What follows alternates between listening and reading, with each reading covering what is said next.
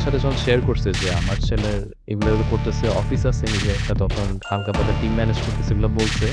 আব্বুর পছন্দ ছিল না, বাট আব্বুর ফ্রেন্ডরা বলছিল যে আসলে এই বয়সে করতেছে এগুলা। এগুলা শুনতে যখন আশেপাশের মানুষ আস্তে, আস্তে বলা শুরু করছে যে আসলে এভাবে করতেছে আপনার ছেলে। আব্বুর একটু মাইন্ডটা আস্তে, আস্তে সফট হইছে। আব্বু বুঝতে পারছে যে আসলে না, হয়তো আমার ছেলে ঠিক কিছু করতেছে। আমি করে আসছি, আমার ছেলে আমারটা করতেছে এগুলো। এটা করতে, করতে এখন আমি আব্বুকে বলছি যে আব্বু আমি দেখেছি এই সবগুলো আসলে আমার চলতেছে। আমি পারতেছি না। আর আব্বু কি করছে আমাকে ঐদিন, আমি খুবই গ্রেটফুল, আমার আব্বু আমাকে হেল্প করছিল। ফান্ড দিছে আমাকে ছোটখাটো। বলছে তুমি করো, তোমার যখন ব্যবসায় টাকা আসবে তুমি আমাকে ব্যাংকে থেকে পড়াশোনা করতেছি। কখন দিবেন আমি জানি না। এটা আমাকে বলছে, আব্বু আমাকে একটা ছোট্ট ফান্ড দিচ্ছে, আমি স্যালারি টালি হালকা স্যালারি ডিউটি ক্লিয়ার করছি, একটু সেভে দিচ্ছি টাকা। কারণ অ্যাড চালানোর তখন টাকা ছিল না আমার কাছে। অ্যাডটাও রান করছি, ক্যাশ ফ্লো আস্তে, আস্তে ব্যাক আসছে। হালকা পাতলা এদিক ওদিক লোন-টোনও নিছিলাম ছোটখাটো। ক্যাশ ফ্লো আস্তে, আস্তে বাড়তেছে।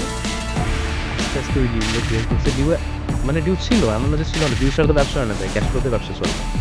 তো ক্যাশ ফ্লোটা আস্তে, আস্তে আসছে, ডিউগুলো কমছে। দেন হচ্ছে আমরা স্টেবল হইছি।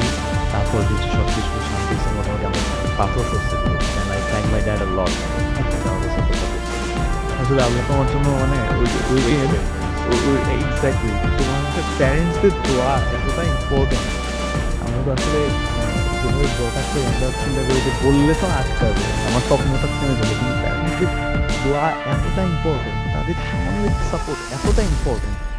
আমার মনে হয় আল্লাহ তোমার জন্য ওই জায়গাটা দিন শেষে সলভ করে দিছে, খুব সহজ করে দিছে।